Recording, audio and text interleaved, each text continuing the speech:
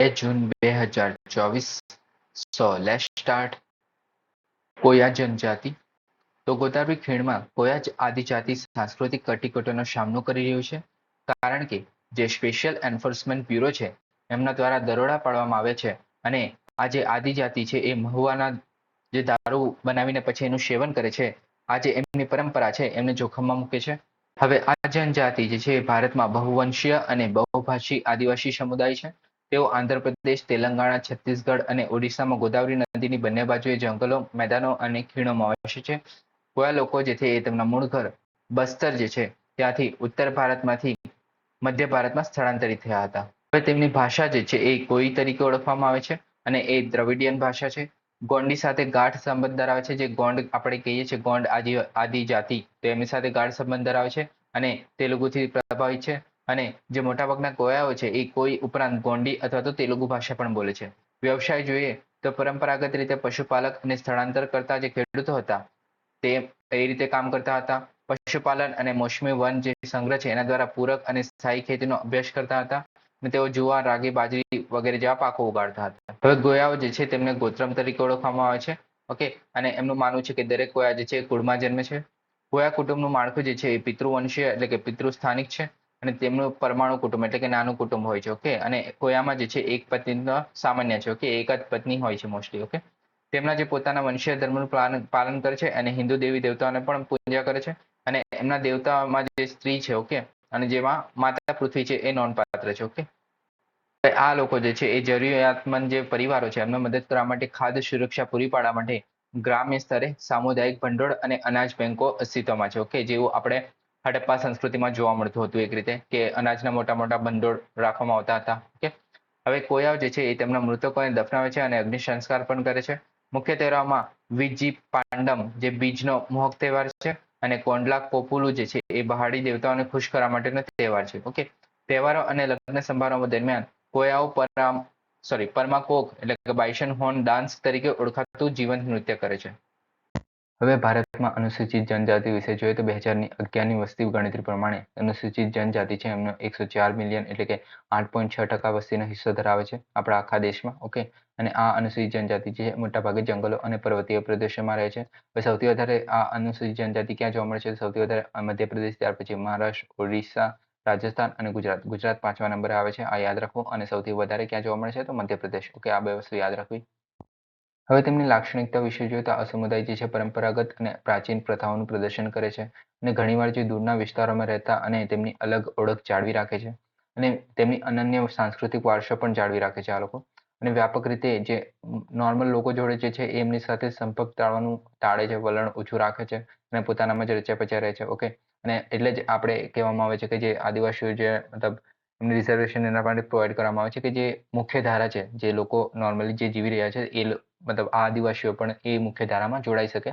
તો એના માટે જ અલગ અલગ જે મતલબ એસ્પિરેશનલ ડિસ્ટ્રિક્ટ છે, પછી રિઝર્વેશન છે, એવું બધું કરવામાં આવે છે જે સરકાર દ્વારા. ઓકે, પછી આર્થિક રીતે પછાત પણ હોય છે જે અનુસૂચિત જનજાતિ જે છે એમનો પણ પડકારોનો સામનો કરે છે. ઓકે, હવે આમની માટે સરકારી પહેલો જોઈએ તો સામાજિક ન્યાય અને સશક્તિકરણ મંત્રાલય જે હતું એનું વિભાજન પછી 1999માં આદિજાતિ બાબતોના મંત્રાલયની સ્થાપના કરવામાં આવેલી. એનો ઉદ્દેશ્ય જે હતું અનુસૂચિત જનજાતિના સંકલિત સામાજિક આર્થિક વિકાસ તરફ વધુ ધ્યાન કેન્દ્રિત કરવાનો હતો. અને એમની વ્યૂહરચના બનાવવાની હતી સામાજિક અને સશક્તિકરણ માટે, આર્થિક સશક્તિકરણ અને સામાજિક ન્યાય મળી શકે. તો આ ત્રણ વસ્તુ કરવા માટે આ વ્યૂહરચના બનાવવાની હતી આ મંત્રાલય દ્વારા. ઓકે, આદિવાસી જૂથનું જો સૌથી વધુથી ઓછા તરફ આપણે વસ્તી જોઈએ તો સૌથી વધારે ભારત દેશમાં ભીલ આદિવાસી જોવા મળે છે. આ જે ટ્રાઇબલ ગ્રુપ છે, ભીલ ટ્રાઇબલ ગ્રુપ, એ જોવા મળે છે. સૌથી મોટો આદિવાસી સમૂહ છે, બરાબર છે, ભારત દેશનો. અને 2011ની વસ્તી ગણતરી પ્રમાણે 38% હિસ્સો ધરાવે છે. અને જો આપણે ગુજરાતમાં જોઈએ તો ગુજરાતમાં પણ ભીલ સૌથી વધારે જોવા મળે છે. ભીલ સમુદાય જે છે, અને એ પણ 47.89% જેટલો હિસ્સો ધરાવે છે આપણા ગુજરાત રાજ્યમાં. ઓકે, આ બે વસ્તુ યાદ રાખવી. ભારતમાં 38% અને ગુજરાતમાં 89%. ઓકે, અને સૌથી વધારે ભીલ જ છે ભારતમાં અથવા તો ગુજરાતમાં, ગમે તે હોય. ઓકે, એના પછી આવે છે ગોંડ જનજાતિ, જે અન્ય નોંધપાત્ર આદિવાસી છે અને મધ્યપ્રદેશ, છત્તીસગઢ અને મહારાષ્ટ્ર સહિત વિવિધ રાજ્યોમાં ફેલાયેલી છે. ઓકે, એના પછી આવે છે મુંડા જનજાતિ, જે ઝારખંડ, ઓડિશા, પશ્ચિમ બંગાળ રાજ્યમાં રહે છે. ઓકે, આપણે ખાલી આ ઇમ્પોર્ટન્ટ છે કે ભીલ એ સૌથી વધારે જોવા મળે છે. ઓકે, બીજા બધા બે પણ યાદ રાખવા, થોડા આઈડિયા રાખવા એમના વિશે. હવે નેક્સ્ટ છે પર્ટિક્યુલર વનરેબલ ટ્રાઇબલ ગ્રુપ્સ, એટલે કે જે ખાસ કરીને જે સંવેદનશીલ આદિવાસી જૂથો છે, આપણે જે કોંડ જોયું એ પણ સંવેદનશીલ આદિવાસી જૂથો જ હતું. ઓકે, તે પીવીટીજી વધુ સંવેદનશીલ હોય છે આદિવાસી જૂથોમાં. ઓકે, હવે 1975માં ભારત સરકારે જે ઢેબર કમિશનની ભલામણ દ્વારા 52 જે આદિવાસી જૂથોને પીવીટીજી તરીકે જાહેર કરવામાં આવેલા. ક્યારે? 1975માં. ઢેબર કમિશન, ખાસ યાદ રાખવું, આ પૂછાઈ શકે છે. ઓકે, ઢેબર કમિશન દ્વારા આ પીવીટીજી માટેની ભલામણ કરવામાં આવેલી. હવે 750 અનુસૂચિત જનજાતિ છે ટોટલ, એમાંથી 75 જે છે એ પીવીટીજી છે. Okay, particular vulnerable tribal groups છે. ઓકે, આ 705 છે, વચ્ચે ખાલી 0 જોડવાનો છે. ઓકે, આ યાદ રાખવું. ઓકે, આ જૂથો જે 18 રાજ્યો અને એક કેન્દ્ર શાસિત પ્રદેશમાં ફેલાય છે 2011ની ગણતરી મુજબ. અને ઓડિશામાં સૌથી વધુ પીવીટીજી જોવા મળે છે, 2.5 લાખથી વધુ. ઓકે, આ યાદ રાખવું. ઓડિશામાં સૌથી વધારે પીવીટીજી જોવા મળે છે અને આપણે મધ્યપ્રદેશમાં સૌથી વધારે આપણે અનુસૂચિત જનજાતિ જોવા મળે છે. ઓકે, તો આ બે વસ્તુ યાદ રાખવું ખાસ. હવે પીવીટીજીની જો લાક્ષણિકતા જોઈએ તો વસ્તી જે છે એ વધતી ઘટી રહે છે. ઓકે, ટેકનોલોજીના મતલબ એમને એકદમ જૂની જે પરંપરાઓ છે એનો યુઝ કરે છે, જેમ કે આપણે અત્યારે જોયું કે ઝૂમ ખેતી કરે છે હજુ પણ જે કોંડ આદિવાસી જાતિ છે. પછી સાક્ષરતાનો દર જે છે અત્યંત નીચો હોય છે અને અર્થતંત્ર નિવાસ સ્તરે કાર્ય કરે છે. હજુ ખાલી મતલબ જીવવા પૂરતું જ કામ કરે છે. ઓકે, એમાં મતલબ ઇકોનોમીમાં ભારતની જે ઇકોનોમી છે એમાં એમનું કોઈ કોન્ટ્રીબ્યુશન હોતું નથી. ખાલી એમની ગુજરાન ચલાવતા પૂરતું જ કામ કરે છે એ લોકો. હવે પીવીટીજી જે ગ્રુપ છે એ વધુથી ઓછી તરફ જઈએ વસ્તીમાં, તો એનો જે સૌથી પહેલું જે છે એ સૌથી વધુ ચેન્ચુ જે જનજાતિ છે જોવા મળે છે. આ યાદ રાખવું. સૌથી વધુ જે છે પીવીટીજી એ ચેન્ચુ જનજાતિ જોવા મળે છે, જે આંધ્રપ્રદેશમાં રહેતી પીવીટીજી છે. એના પછી આવે છે કોલમ જનજાતિ, એ પણ આંધ્રપ્રદેશમાં જોવા મળતી છે. પછી કોરાંગ જનજાતિ છે, કર્ણાટકમાં રાજ્યમાં રહે છે. પછી કટ્ટનાયક જનજાતિ છે, જે તમિલનાડુની નીલગિરી ટેકરીઓમાં રહે છે. ઓકે, આપણે થોડા દિવસ પહેલા નીલગિરી વિશે જોયું. Okay, 13 computer emergency response team India. તો ભારતની કોમ્પ્યુટર ઇમરજન્સી રિસ્પોન્સ ટીમે તાજેતરમાં ડેસ્કટોપ માટે ગૂગલ ક્રોમમાં નોંધાયેલી ઉચ્ચ તીવ્રતાની નબળાઈ માટે ચેતવણી જારી કરી હતી. હવે તેનો હેતુ જોઈએ તો ભારતમાં કોમ્પ્યુટર સુરક્ષા ઘટનાઓનો જવાબ આપવા માટે જવાબદાર રાષ્ટ્રીય નોડલ એજન્સી છે. તે ભારત સરકારના માહિતી અને ઇલેક્ટ્રોનિક ટેકનોલોજી મંત્રાલય છે તેની હેઠળ કાર્ય કરે છે અને જાન્યુઆરી 2004માં તેની સ્થાપના કરવામાં આવી હતી. ઓકે, ભારતીય સાયબર સમુદાય અને ભારતીય સાયબર સ્પેસને સેવા આપે છે. જે 13 છે એનું કાર્ય જોઈએ તો માહિતી એકત્રિત કરે છે અને તેનું વિશ્લેષણ કરે છે, આગાહીઓ અને ચેતવણી પ્રદાન કરે છે અને નિયંત્રિત કરવા માટે કટોકટીના પગલાં લે છે. જો સાયબર ઘટના થઈ હોય તેને વિશે પ્રતિભાવ પ્રવૃત્તિને સંકલિત કરે છે. માહિતી સુરક્ષા પ્રથાઓ નિવારણ પ્રતિભાવ સાયબર ઘટનાઓની જાણ કરવા માટે માર્ગદર્શિકા સલાહ અને નબળાઈઓ નોંધે છે અને શ્વેતપત્રો રજૂ કરે છે. અન્ય કાર્યોમાં જોઈએ તો સૂચવવા મુજબ સાયબર સુરક્ષા સંબંધિત વધારાના કાર્યો કરે છે. 13 જે છે એ સેવા પ્રદાતાઓ, મધ્યસ્થીઓ, ડેટા સેન્ટરો, બોડી કોર્પોરેટ્સ અને અન્ય જે સંસ્થાઓ છે એની પાસેથી માહિતીની વિનંતી કરી શકે છે અને જો વિનંતી નહીં માને તો નિર્દેશ પણ જારી કરી શકે છે. એટલે એમને જે ઇન્ફોર્મેશન છે પ્રોવાઈડ કરવી જરૂરી છે. ઓકે, સેવા પ્રાપ્તકર્તાઓમાં જોઈએ તો સરકારી જાહેર ખાનગી સંસ્થાઓ છે તેમને વ્યક્તિઓને ઘર વપરાશની સેવાઓને પૂરી પાડે છે. માહિતીની જાહેરાત જોઈએ તો માહિતી જાહેર કરવા માટે સંબંધિત ભારતીય બંધારણ કાયદાઓનું પાલન કરે છે. સાયબર હુમલાના પ્રકાર જોઈએ તો પહેલું છે માલવેર, જેમાં ransomware, spyware, bombs, virus, Trojan સહિત કમ્પ્યુટર અથવા તો નેટવર્કને નુકસાન પહોંચાડતો જે સોફ્ટવેર છે એનો ઉપયોગ કરવામાં આવે છે તેને માલવેર કહેવામાં આવે છે. જો આ મતલબ આવા કોઈ સોફ્ટવેરનો યુઝ કરવામાં આવે છે તો. પછી નેક્સ્ટ છે ફિશિંગ, જેની અંદર અંગત માહિતી ભેગી કરવા માટે કોઈ ભ્રામક ઈમેલ અથવા તો વેબસાઇટનો ઉપયોગ કરવામાં આવશે. આની અંદર શું થશે કે તમારા પર કોઈ જે મેલ આવશે, એ મેલ પર તમે ક્લિક કરશો અથવા તો કોઈ વેબસાઇટ જે અનઓથોરાઇઝ છે તો એના અનઓથોરાઇઝ મીન્સ કોઈ ડુપ્લિકેટ વેબસાઇટ છે, તમે એના પર કોઈ ક્લિક કર્યું તો તમારા જે ડેટા છે ઓટોમેટિકલી ટ્રાન્સફર થઈ જશે. તો એને એક પ્રકારનું ફિશિંગ કહેવામાં આવે છે. ઓકે, પછી નેક્સ્ટ છે સેવાનો ઇનકાર, એટલે કે ડિનાયલ ઓફ ધ સર્વિસીસ. તો એવી જે છે એની અંદર મશીનો અથવા તો નેટવર્કને ટ્રાફિકથી દબાવી દઈને પછી જે ક્રેશ થવાનું કારણ બનીને એને એક્સેસ બંધ કરી દે. મતલબ કે એક સાથે બહુ બધા મતલબ ટ્રાફિક જઈ રહ્યો છે કોઈ વેબસાઇટ પર, તો એને કારણે જે તમારું અને જે વેબસાઇટ છે એના વચ્ચેનો જે સંપર્ક તૂટી જાય, તે એક રીતે એ ડિનાયલ ઓફ ધ સર્વિસીસ એટલે કે સેવાનો ઇનકાર થયો કહેવાય. ઓકે, એ જે છે જાણી જોઈને જ કરવામાં આવે છે જેથી તમને કોઈ વેબસાઇટ પર જતા રોકી શકાય. ઓકે, પછી man in the middle. Okay, તો એની અંદર જે બે પક્ષ વ્યવહાર કરતા હોય તો એને અટકાવીને ડેટાની ચોરી કરવામાં આવે છે. ઓકે, હવે એસક્યુએલ ઇન્જેક્શન, તો જેની અંદર જે સ્ટ્રક્ચરડ ક્વેરી લેંગ્વેજ હોય છે તો એ જે ડેટાબેઝના સર્વર્સ હશે તો એનું શોષણ કરવા માટે જે દૂષિત કોડનો ઉપયોગ કરવામાં આવે છે અને માહિતી બહાર કાઢી લેવામાં આવે છે અને આ માહિતીનો કોઈ પણ પ્રકારનો જાહેર કરવાનો ઈરાદો નથી હોતો, બરોબર છે, ખાલી ડેટા ચોરી કરવાનો હોય છે. ઓકે, એને બીજો કોઈ કામમાં યુઝ કરી શકે છે એના માટે. ઓકે, પછી નેક્સ્ટ છે ક્રોસ સાઇટ સ્ક્રિપ્ટિંગ. તો એની અંદર જે વેબસાઇટમાં દૂષિત કોડ દાખલ કરવામાં આવે છે અને પછી જે બ્રાઉઝર્સમાં સીધા મુલાકાતીઓ જે હોય છે, મતલબ કોઈ વેબસાઇટ છે એને કોઈ મતલબ આપણે દૂષિત કોડ એડ કરી દીધો છે, તો એના પર તમે ધારો કે એક્સેસ કરો છો, કોઈ પણ વ્યક્તિ જો એક્સેસ કરશે તો એ જે દૂષિત કોડ છે તમારા ઇલેક્ટ્રોનિક વસ્તુમાં પણ આવી શકે. તો એ જે એને કહેવાય છે ક્રોસ સાઇટિંગ સ્ક્રિપ્ટિંગ. ઓકે, પછી નેક્સ્ટ છે સામાજિક એન્જિનિયરિંગ. તો એની અંદર જે વ્યક્તિ હોય છે એને મેનિપ્યુલેટ કરવામાં આવે છે કોઈ પણ સુરક્ષિત માહિતી મેળવવા માટે ને જેથી સુરક્ષા જે પ્રોટોકોલ હોય છે તેને તોડવા માટે. ઓકે, તો એનાથી જે સુરક્ષા જે માહિતી હશે તે મેળવી શકે છે. ઓકે, હવે ભારતમાં સાયબર સુરક્ષા માટેના જો કાયદા જોઈએ તો સૌપ્રથમ છે ઇન્ફોર્મેશન ટેકનોલોજી એક્ટ 2000. તો જે ઇલેક્ટ્રોનિક ડેટાનું નિયમન કરે છે અને જે કમ્પ્યુટર દસ્તાવેજો સાથે જે છેડછાડ, હેકિંગ, સાયબર આતંકવાદ, કમ્પ્યુટર સંસાધનોનો ઉપયોગ કરીને જે છેતરપિંડી જેવા ગુનાઓ થાય છે તો એની યાદી આપે છે. ઓકે, હવે સાયબર સુરક્ષા માટે બીજું જોઈએ તો રાષ્ટ્રીય સાયબર નીતિ 2013 એમની અંદર વ્યૂહરચનાઓ છે, જેમાં સૌપ્રથમ છે સાયબર ઇકોસિસ્ટમ. તો આની અંદર જે સુરક્ષા માટેના મતલબ જે જોખમો છે એની સામે અને જે સુરક્ષિત સાયબર ઇકોસિસ્ટમ છે એના માટે પર જો કોઈ હુમલો થાય તો એને પ્રતિસાદ આપવા માટેની મિકેનિઝમ પ્રોવાઈડ કરે છે. પછી નેક્સ્ટ છે સર્ટિન એટલે કે Indian computer emergency response team. તો જે સાયબર સુરક્ષા પ્રોવાઈડ કરે છે. કોઈ પણ કટોકટી પ્રભાવિતો અથવા જે કટોકટી થઈ હોય તો એના વ્યવસ્થાપન માટેની એક નોડલ એજન્સી તરીકે કાર્ય કરે છે. ઓકે, કોઈ પણ હુમલો થશે તો સૌપ્રથમ આ જ રિસ્પોન્સ આપે છે અને ઘણી વખત ન્યૂઝમાં હોય છે એટલે આ થોડું યાદ રાખવું આનું ફૂલ ફોર્મ. ઓકે, પછી નેક્સ્ટ છે ઈ ગવર્નન્સ સિક્યોરિટી. તો જે ઈ ગવર્નન્સને સુરક્ષિત રાખવા માટે વૈશ્વિક જે શ્રેષ્ઠ પ્રથાઓ છે અને જે ઇમ્પોર્ટન્ટ ઇન્ફ્રાસ્ટ્રક્ચર જે કી ઇન્ફ્રાસ્ટ્રક્ચર છે તો એના અમલ કરવા માટે ઈ ગવર્નન્સ સિક્યોરિટી છે. ઓકે, પછી નેક્સ્ટ છે NCIIPC national critical information infrastructure protection centre. આપણે જોયેલું જે ક્રિટિકલ ઇન્ફોર્મેશન છે ઇન્ફ્રાસ્ટ્રક્ચર છે તો એના માટે આ જે મેઇન બોડી તરીકે કામ કરે છે. આની જે આઈટી એક્ટ 2000 હેઠળ એની સ્થાપના કરવામાં આવેલી. આનું જે નવી દિલ્હીમાં સ્થિત છે અને મહત્વપૂર્ણ જે ઇન્ફ્રાસ્ટ્રક્ચર મહત્વપૂર્ણ માહિતી ઇન્ફ્રાસ્ટ્રક્ચરનું રક્ષણ કરે છે. આપણે આગળ જોયેલું જે ક્રિટિકલ ઇન્ફોર્મેશન ઇન્ફ્રાસ્ટ્રક્ચર હતું જેમાં મિલિટરીના જે ડેટાઝ હોય છે, સરકારના જે ડેટાઝ હોય છે, જે મતલબ રાષ્ટ્રની જે સુરક્ષા પર હુમલો થઈ શકે છે તો એ જે એના માટેની એક બોડી છે, બરાબર છે, એને રક્ષણ કરવા માટેની. પછી નેક્સ્ટ છે R&D અને HR વિકાસ, જે શિક્ષણ અને તાલીમ દ્વારા જે સાયબર સુરક્ષા ટેકનોલોજી છે અને માનવ સંસાધનના વિકાસના સંશોધનને પ્રોત્સાહન આપે છે. ઓકે, સાયબર સુરક્ષા માટે ત્રીજું છે સાયબર સુરક્ષા ભારત પહેલ. તો એ 2018માં લોન્ચ કરવામાં આવેલી. તેનો ધ્યેય જે છે સાયબર ક્રાઇમ વિશે જાગૃતિ ફેલાવવાનો અને સલામતી માટેના પગલાંની ક્ષમતા ઊભી કરવા માટે છે.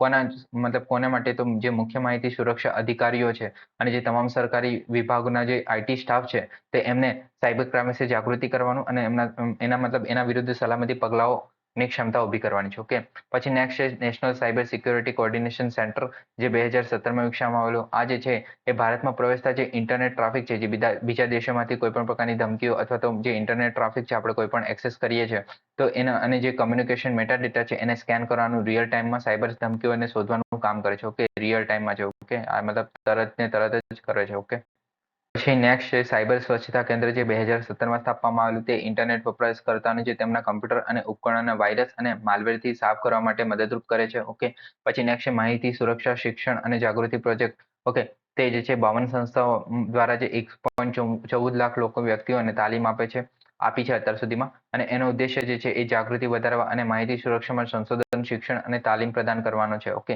નેક્સ્ટ છે આંતરરાષ્ટ્રીય સહકાર, જે સુરક્ષિત જે સાયબર ઇકોસિસ્ટમ સ્થાપિત કરવા માટે છે એનો ધ્યેય. ઓકે, એમાં ભાગીદારી તરીકે યુનાઇટેડ સ્ટેટ છે, સિંગાપુર છે, જાપાન છે વગેરે જેવા દેશો છે અને ભારત એ અત્યાધુનિક સાયબર જોખમોનો સામનો કરવા માટે આમાં મદદ કરે છે. ઓકે, અને મદદ લે પણ છે. છે આંતરરાષ્ટ્રીય મિકેનિઝમ્સ એટલે ઇન્ટરનેશનલ લેવલ પર શું ચાલી રહ્યું છે આના વિશે. તો સાયબર સિક્યોરિટી માટે જે ઇન્ટરનેશનલ ટેલિકમ્યુનિકેશન યુનિયન છે, જે ટેલિકોમ અને જે સાયબર સુરક્ષાના માનકીકરણ અને વિકાસમાં અગ્રણી UN એજન્સી છે. ઓકે, આ યુનાઇટેડ નેશન એજન્સી છે. પછી જે સાયબર ક્રાઇમ પર બુડાપેસ્ટ કન્વેન્શન થયેલું, જે સાયબર ક્રાઇમનો જે કાયદો અને સુમેળ બનાવવા માટે આંતરરાષ્ટ્રીય સંધિ છે, જે 1 જુલાઈ 2004થી અમલમાં છે અને ભારતે આના પર સહી નથી કરી. ઓકે, પછી નેક્સ્ટ છે ઇન્ટરનેટ ગવર્નન્સ ડિબેટ, જે તમામ જે હિસ્સેદારો છે ને એક કરતું એક ફોરમ છે, જે 2006માં બોલાવવામાં આવ્યું હતું સૌપ્રથમ. ઓકે, પછી નેક્સ્ટ છે ઇન્ટરનેશનલ નેમસ્પેસ એન્ડ સંખ્યાત્મક જગ્યાઓનું સંચાલન કરતી બિન લાભકારી સંસ્થા છે, જેનું મુખ્ય મથક જે છે લોસ એન્જલિસ યુએસએમાં આવેલું છે. ઓકે, ઈ માઇગ્રેટ પ્રોજેક્ટ.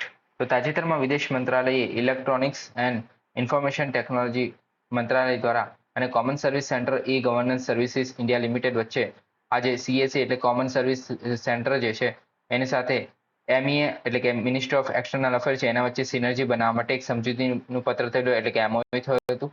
ઓકે, ઈ માઇગ્રેટ પ્રોજેક્ટ વિશે જોઈએ તો આ પ્રોજેક્ટ જે છે એ બ્લુ કોલર કામદારો છે એને ઇમિગ્રેશન ચેક રિક્વાયર્ડ જે કન્ટ્રીઝ છે એટલે કે કોઈ પણ દેશમાં બીજા દેશમાં જવા પહેલા જે ઇમિગ્રેશન ચેક આ એક રિક્વાયર્ડ જે મતલબ આ સિસ્ટમ છે. ઓકે, તો તેના માટે આ એક પ્રોજેક્ટ છે. ઓકે, એનો હેતુ જે છે એ સ્થળાંતર પ્રક્રિયાને સીમલેસ અને ઓનલાઈન બનાવવાની સ્ટ્રીમલાઇન કરવાની છે. ઓકે, એટલે કે આખી પ્રક્રિયા જે છે બહાર જવા માટેની જે ફોરેનમાં જવા માટે જે કામદારો આપણે સાઉદી અરેબિયામાં જાય છે આપણે ઇન્ડિયામાંથી તો એ વર્કરને આપણે એક સીમલેસ અને ઓનલાઈન બનાવવા માટેની આ પ્રક્રિયા છે. ઓકે, આમાં વિદેશી નોકરદાતાઓ નોંધાયેલી ભરતી એજન્ટો અને વીમા કંપનીઓ છે એને એક સામાન્ય પ્લેટફોર્મ બનાવવાનું છે. એટલે કે આ બધી જગ્યાએ મતલબ બહાર જવા માટે એટલે ફોરેનમાં જવા માટે કામ કરવા માટે જેટલી પણ સુવિધાઓ જરૂરી છે જેમ કે મતલબ ફોરેનમાંથી કોણ એમને જોબ પ્રોવાઈડ કરવાનું છે, પછી જે એમાં ભારતીય જે એજન્ટો છે તો મતલબ કોના દ્વારા કયા એજન્ટ દ્વારા એ બહાર જઈ રહ્યા છે અને કઈ જે ઇન્સ્યોરન્સ કંપની છે એમને ઇન્સ્યોરન્સ આપશે જો કંઈ થઈ જાય તો એ બધા જે મતલબ આ જે બધા સ્ટેક હોલ્ડર છે તો આમને એક જ પ્લેટફોર્મ પર જોડવાનું કાર્ય કરશે. ઓકે, આમાં સુરક્ષિત અને કાનૂની સ્થળાંતરને પ્રોત્સાહન પણ આપે છે. આ જે કોમન સર્વિસ સેન્ટર એટલે કે સામાન્ય સેવા કેન્દ્રો છે એને વિદેશી મંત્રાલય એટલે કે મિનિસ્ટ્રી ઓફ એક્સટર્નલ અફેરના જે ઈ માઇગ્રેટ જે પોર્ટલ છે એની સાથે સંકલિત કરવામાં આવશે. હવે આનાથી શું ફાયદો થશે તો એની અંદર આ જે સેવા પ્રદાન કરવામાં આવશે કઈ સેવા તો ઈ માઇગ્રેટ પોર્ટલ છે એ અરજદારોની નોંધણી કરશે એટલે કે જે લોકો વર્કરો બહાર જઈ રહ્યા છે તેમની નોંધણી કરશે. અરજદારો માટે જરૂરી દસ્તાવેજો અપલોડ કરવાની અને પ્રક્રિયા કરાવશે. એટલે કે આપણે જે રીતના સ્કોલરશિપનો કોઈ ફોર્મ ભરીએ છીએ આપણે એક્ઝામનું ફોર્મ જે ભરીએ છીએ તે એની માટેના જે આપણે ડોક્યુમેન્ટ્સ પ્રોવાઈડ કરે છે એવી રીતના આમાં પણ પ્રોવાઈડ કરવામાં આવશે. સ્થળાંતરિત કામદારો માટે તબીબી અને અન્ય જરૂરી સેવાઓ બુકિંગ કરશે અને સમગ્ર ભારતમાં ઈ માઇગ્રન્ટ સેવા છે એની વિશે જાગૃતિ પણ પ્રોવાઈડ કરશે. કોમન સર્વિસ સેન્ટર વિશે જોઈએ તો ડિજિટલ ઇન્ડિયા મિશનનો જ ભાગ છે અને આ જે છે એ પહેલું અને છેલ્લું મતલબ સર્વિસ ડિલિવરી માટેનું પોઈન્ટ છે. ઓકે, ફ્રન્ટેડ પોઈન્ટ છે. ઓકે, અને ગ્રામીણ અને દૂરના વિસ્તારો માટે. ઓકે, આમાં જોઈએ તો ડિજિટલ ઇન્ડિયા વિઝન અને સરકારને ડિજિટલ અને નાણાકીય જે સમાવેશને લક્ષ્યને સમર્થન આપે છે. આની અંદર જે આપણે ફોરેનમાં જવા માટેના જેટલા પણ આપણે વર્કરો છે ફોરેનમાં જવા માટે જેટલી પણ આવશ્યક સરકારી સેવાઓ છે, જાહેર ઉપયોગિતાઓ છે, સામાજિક કલ્યાણ યોજનાઓ છે, નાણાકીય સેવાઓ છે, શિક્ષણ કૌશલ્ય વિકાસ છે, આરોગ્ય સંભાળ છે, કૃષિ સેવાઓ અને જે ડિજિટલ સાક્ષરતા છે તેને પણ આવરી લેવામાં આવે છે. ડેગ હેમરસ્કોલ્ડ મેડલ તો નાઇક ધનંજય કુમાર સિંહને એક ગૌરવપૂર્ણ સમારોહમાં દરમિયાન મરણોત્તર ડેગ હેમરજોલ્ડ મેડલથી સન્માનિત કરવામાં આવ્યા હતા. Sorry for mispronunciation. આ જે મેડલ છે એ 1997માં બનાવવામાં આવ્યું હતું. તે યુનાઇટેડ નેશનના શાંતિ રક્ષકોને આપવામાં આવતું સર્વોચ્ચ સન્માન છે.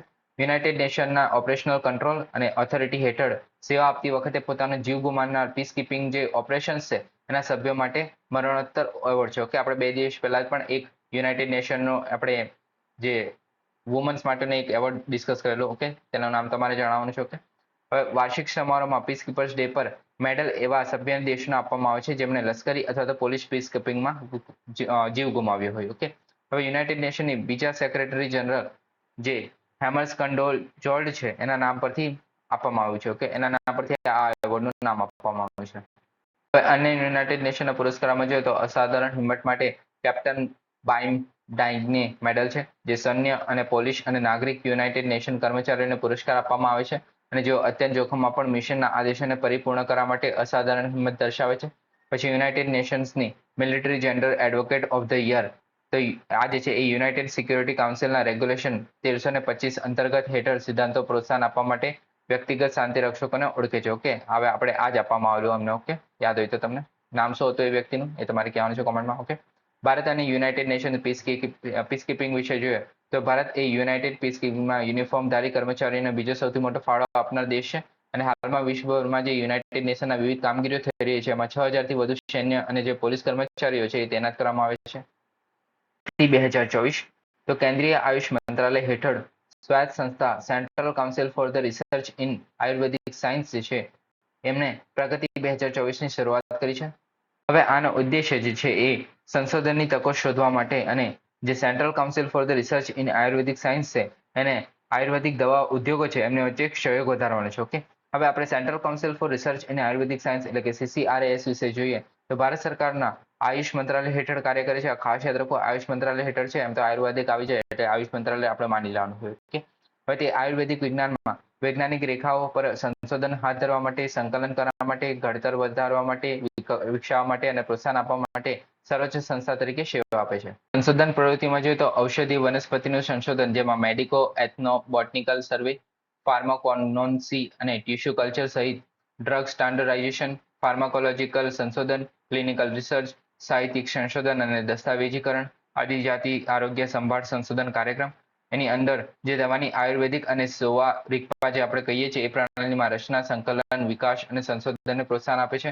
અને આનું મુખ્ય મથક જે છે એ દિલ્હીમાં આવેલું છે. ઓકે, માનવ દૂધનું વ્યાપારીકરણ, તો ફસાઈ એટલે કે food safety standard authority of India માનવ દૂધનું તેમના ઉત્પાદનના અધિકૃત વ્યાપારીકરણ અંગે એડવાઇઝરી જાહેર કરી છે. હવે ફસાઈએ પુનરુચ્ચાર કર્યો છે કે food safety and standard act 2006 હેઠળ જે માનવ દૂધ છે તેમના ઉત્પાદનોનું વેપારીકરણ કરવાની પરવાનગી નથી. ઓકે, એટલે કે માનવનું જે એટલે કે સ્ત્રીનું જે દૂધ હોય છે તેમની વાત કરવામાં આવી રહ્યું છે, જે બાળકને પીવડાવવામાં આવે છે. ઓકે, રાજ્ય લાયસન્સ જે છે હવે વ્યાપારી સાહસો માટે જે લાયસન્સ આપવાથી દૂર રહેવાનો નિર્દેશ કરવામાં આવ્યો છે. ઓકે, માનવ દૂધનું મહત્વ જોઈએ તો વિશિષ્ટ બાયો એક્ટિવ પરમાણુ હોય છે એની અંદર, જે ચેપ બળતરા અને જે એની સામે રક્ષણ આપે છે અને રોગ પ્રતિકારક પરિપક્વતા, અંગ વિકાસ અને તંદુરસ્તી માઇક્રોબિયલ્સ વસાહતીકરણમાં ફાળો આપે છે. ઓકે, નવજાત શિશુ અને સલામત દાતાઓ માનવ દૂધ પૂરું પાડવા માટે 100 વર્ષથી પણ વધુ સમયથી આ વિશ્વભરમાં પ્રચલિત વર્ષો જૂની પરંપરા છે. ઓકે, બ્રેસ્ટ મિલ્ક ડોનેશન માટે માર્ગદર્શિકા જે લેક્ટેશન મેનેજમેન્ટ સેન્ટર દ્વારા છે. ઓકે, જે સ્વૈચ્છિક દાન એટલે કે સ્તનનું દૂધ જે છે એ દાન જે છે એ સ્વૈચ્છિક હોવું જોઈએ અને દાન માત્ર આરોગ્ય સુવિધાઓ પર જ મળવું જોઈએ, નહીં કે સમુદાયના સેટિંગ્સમાં પ્રમોટ કરવા માટે. ઓકે, હવે વ્યાપારીકરણમાં જોઈએ તો માતાનું દૂધ વેચાણ સીમાંત જે મહિલાઓ છે અને બાળકોને જે સ્વાસ્થ્ય છે એને જોખમમાં મૂકે છે અને મુખ્યત્વે ઉચ્ચ આવક ધરાવતા જે ગ્રાહકો છે એ તો લઈ લેશે દૂધ, પર જે ગરીબ લોકો છે તે કેવી રીતના કરશે. ઓકે, ને એને કારણે જે માતાઓ હોય છે તે એમનું દૂધ વેચવા માંડે તો પોતાના બાળકને શું પીવડાવશે. ઓકે, હવે ગુણવત્તા અને સલામતીની ચિંતાઓમાં જોઈએ તો પેથોજન્સ અને રાસાયણિક અવશેષોના જે ટ્રાન્સમિશનથી જોખમ ઊભું થઈ શકે છે અને આ માનવ દૂધની ઊંચી કિંમત એ સામાજિક આર્થિક સ્થિતિના કારણે આધારે વપરાશને મર્યાદિત કરી શકે છે. ઓકે, રુદ્રમ 2, તો તાજેતરમાં defence research and development organisation એટલે કે DRDO એ ઓડિશાના દરિયાકાંઠે ભારતીય વાયુસેનાના Su-30 Mk-1 પ્લેટફોર્મ પરથી રુદ્રમ 2 નું સફળતાપૂર્વક ફ્લાઇટ પરીક્ષણ કર્યું હતું. હવે રુદ્રમ જે 2 છે એ સ્વદેશી રીતે વિકસિત solid propellant air launch missile system છે, જે વિવિધ પ્રકારના દુશ્મની અયસ્કમો છે અને બેઅસર કરવા માટે એર ટુ સરફેસ ભૂમિકા માટે રચાયેલું છે. ઓકે, એર ટુ સરફેસ છે. ઓકે, આ યાદ રાખવું. હવે એટલે કે હવામાંથી ફાયર કરીને સરફેસ પર જાય છે. ઓકે, એટલે હવામાંથી ફાયર કરશો તો જમીન પર હુમલો કરશે. ઓકે, લગભગ 350 કિલોમીટરની સ્ટ્રાઇક રેન્જ છે. ભારતીય વાયુસેનાના સુખોઈ 30 Mk-1 જે છે એ ફાઇટરથી તૈનાત કરી શકાય છે. વિવિધ DRDOની જે પ્રયોગશાળા છે એના દ્વારા વિકસિત અત્યાધુનિક સ્વદેશી તકનીકનો સમાવેશ કરે છે. ઓકે, એટલે કે આમાં થોડીક મતલબ અમુક જે સ્વદેશી તકનીકોનો સમાવેશ થાય છે. ઓકે, એમ શ્રેણીના મિસાઇલો વિશે જોઈએ તો DRDO દ્વારા નવી પેઢીની એન્ટી રેડિયેશન મિસાઇલ તરીકે વિકસાવવામાં આવી છે. એનો હેતુ જે છે જમીન પર દુશ્મનના જે સર્વેલન્સ રડાર, કોમ્યુનિકેશન સ્ટેશન છે, રડાર અને કમાન્ડ કંટ્રોલ સેન્ટર છે તો એને નાશ કરવા માટે યુઝ કરી શકાય છે.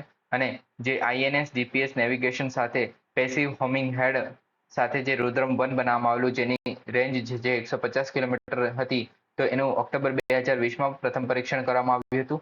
અને આ જે છે એ લાંબા સ્ટેન્ડ ઓફ રેન્જમાંથી દુશ્મનને એર ડિફેન્સના દમન માટે એટલે કે એનો નાશ કરવા માટે, દુશ્મનનો જે એર ડિફેન્સ છે એનો નાશ કરવા માટે સ્ટ્રાઇક એરક્રાફ્ટને બોમ્બ ધડાકા મિશનને અસરકારક રીતે ચલાવવા માટે સક્ષમ બનાવે છે. રુદ્રમ 2 જે છે એ પ્રતિસ્પર્ધાના રડાર, કોમ્યુનિકેશન એસેટ્સ, અન્ય રેડિયો ફ્રીક્વન્સીના સ્ત્રોતો, સામાન્ય રીતે જે એર ડિફેન્સ સિસ્ટમનો ભાગ હોય છે તો એની શોધ કરી છે, ટ્રેક કરે છે અને નિષ્ક્રિય કરી શકે છે. નેવિગેશન મિકેનિઝમમાં જોઈએ તો આ જે છે ઇનર્શિયલ નેવિગેશન સિસ્ટમનો યુઝ કરે છે અને મિસાઇલની જે પોતાની સ્થિતિમાં ફેરફારોનો ઉપયોગ કરીને કોમ્પ્યુટરાઇઝ મિકેનિઝમ હોય છે આની અંદર, જે મિસાઇલ છે તેની અંદર, અને ચોક્કસ નેવિગેશન માટે GPS પણ હોય છે. ઓકે, નિષ્ક્રિય હોમિંગ હેડ જોઈએ તો પ્રોગ્રામ મુજબ ફ્રીક્વન્સીઝના વિશાળ બેન્ડમાં રેડિયો ફ્રીક્વન્સી સ્ત્રોતોને શોધે છે અને વર્ગીકૃત કરે છે અને તેની સાથે જોડાય છે અને પછી તેના પર હુમલો કરે છે. હુલોક ગિબન, તો નોર્થ ઈસ્ટ ફ્રન્ટિયર રેલવે ભારતમાં એકમાત્ર વાનર હુલોક ગિબન માટે કેનોપી બ્રિજ બાંધવા માટે ભંડોળ ફાળવ્યું છે, જેથી તે પૂર્વ આસામના તેના મુખ્ય નિવાસ સ્થાનને વિભાજિત કર્યા વગર જે રેલવે ટ્રેક બનાવવામાં આવે છે તે એને પાર કરી શકે છે. ઓકે, હવે હુલોક ગિબન જે છે એ તમામ વાંદરાઓની સૌથી નાની અને ઝડપી પ્રજાતિ છે. તેઓ દક્ષિણ પૂર્વ એશિયામાં ઉષ્ણકટિબંધીય જંગલોમાં વસે છે. હુલોક ગિબોન્સ છે એ પૃથ્વી પર ગિબોન્સની 20 પ્રજાતિઓમાંનો એક છે અને વિતરણ જોઈએ તો ભારતમાં, મ્યાનમારમાં, બાંગ્લાદેશ અને દક્ષિણ ચીનમાં જોવા મળે છે. ભારતમાં જોઈએ તો આસામ, મેઘાલય, અરુણાચલ પ્રદેશ, નાગાલેન્ડ, મણિપુર, મિઝોરમ અને ત્રિપુરામાં અને બ્રહ્મપુત્રાની દક્ષિણે જોવા મળે છે.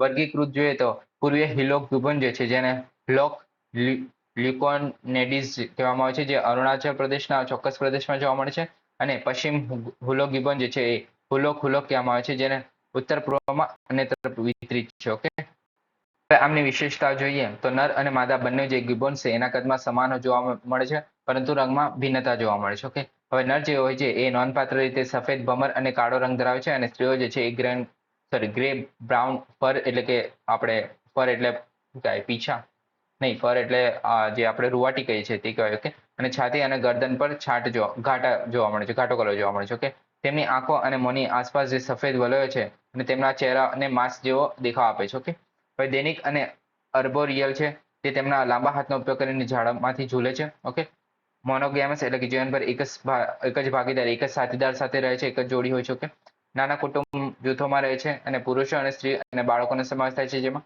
વોકલાઇઝેશન દ્વારા અન્ય ગિબોન સાથે વાતચીત કરે છે. ઓકે, તમને ખબર જ હશે કે વાંદરા કેવી રીતે વાત કરે છે. ઓકે, તેને વોકલાઇઝેશન કહેવામાં આવે છે. ઓકે, અત્યંત બુદ્ધિશાળી, વિશિષ્ટ વ્યક્તિત્વ અને મજબૂત કૌટુંબિક બંધનો સાથે રહે છે. ઓકે, એમનું આયુષ્ય જોઈએ તો અંદાજે 25 વર્ષનું હોય છે. હવે સંરક્ષણ સ્થિતિ જોઈએ તો જે પૂર્વીય હુલોક ગિબોન છે એ આયુસીએનની રેડ લિસ્ટ પ્રમાણે સંવેદનશીલ છે અને પશ્ચિમી હુલોક ગિબોન જે છે એ આયુસીએનની રેડ લિસ્ટ પ્રમાણે જોખમમાં મુકાયેલું છે. ઓકે, બંને પ્રજાતિઓ છે ભારતીય વન્યજીવ અભયારણ્ય વન્યજીવ સંરક્ષણ અધિનિયમ છે 1972 નો, એની હેઠળ અનુસૂચિત વનમાં છે. ઓકે, યુરેશિયન વ્રિમ્બેલ તો ગ્લોબલ પોઝિશનિંગ સિસ્ટમ ટ્રાન્સમીટર સાથે ટેગ કરાયેલા લાંબા અંતરનું સ્થળાંતર કરનાર પક્ષીઓ યુરેશિયન અથવા તો સામાન્ય વ્રિમ્બેલ જે છત્તીસગઢ રાજ્યમાં પ્રથમ વખત કેમેરામાં કેદ કરવામાં આવ્યું હતું. યુરેશિયન વ્રિમ્બેલ જે છે એ ન્યુમેસિયસ ફેઓપસ તરીકે ઓળખવામાં આવે છે. આ યાદ રાખવાની જરૂર નથી. ઓકે, હવે વિતરણ જોઈએ તો યુરેશિયનના વ્રિમ્બેલ જે છે એ 5 ખંડોમાં વ્યાપક શ્રેણીમાં ધરાવે છે, જેમાં ઉત્તર અમેરિકા, દક્ષિણ અમેરિકા, એશિયા, આફ્રિકા અને યુરોપમાં સમાવેશ થાય છે. ઓકે, ઉનાળા દરમિયાન સાઇબેરિયા અને અલાસ્કાના આર્કટિક જે પ્રદેશ છે તેમાં સંવર્ધન થાય છે અને ત્યારબાદ શિયાળામાં મેદાનો તરફ સ્થળાંતર કરે છે. ઓકે, શિયાળુ વરસાદમાં જોઈએ તો દરિયા કિનારો, દરિયાકાંઠાની જે ભીની જમીનો છે અને મેંગ્રુવ્સ છે, માર્શ જે કહીએ છીએ, ઓકે, તેમાં પણ જોવા મળે છે અને મોટી નદીઓમાં પણ સમાવેશ થાય છે. ઓકે, આની અંદર એની વિશેષતાઓ જોઈએ તો ગ્રેસ બ્રાઉન પલ્મેજ સાથેનું એકદમ મોટું પક્ષી છે. વિશિષ્ટ કીક સાથે લાંબુ ડિકવર્ડ્સ બિલ છે. ઓકે, કાળી આંખની પટ્ટીઓ માથા પર તાજની બાજુઓ હોય છે. ઉપર ઘાટા બદામી અને નીચે નિસ્તેજ ગળા છાતી પર બ્રાઉન સ્ટ્રેન્કિંગ સાથે હોય છે. સામાન્ય રીતે માળો બાંધવા દરમિયાન એકાંતમાં રહે છે, પરંતુ સંવર્ધન ઋતુની બહાર તે એકીકૃત બની જાય છે. ઓકે, આટલું બધું યાદ રાખવાની કઈ જરૂર નથી. ઓકે, આ તો ખાલી આપણે જોઈ લઈએ. ઓકે, 7 નોંધોની પુનરાવર્તિત શ્રેણીઓ ધરાવતા તેના ઉચ્ચ પીચ કોલ માટે જાણીતું છે અને આયુષ્યન રેડ લિસ્ટમાં ઓછામાં ઓછી ચિંતા તરીકે સૂચિબદ્ધ છે. ઓકે, આ યાદ રાખવા જેવું છે. ઓકે, ખાલી ગાઈઝ આજ માટે આટલું જ. Please subscribe, like and share. Thank you for listening. જય હિન્દ, વંદે માતરમ.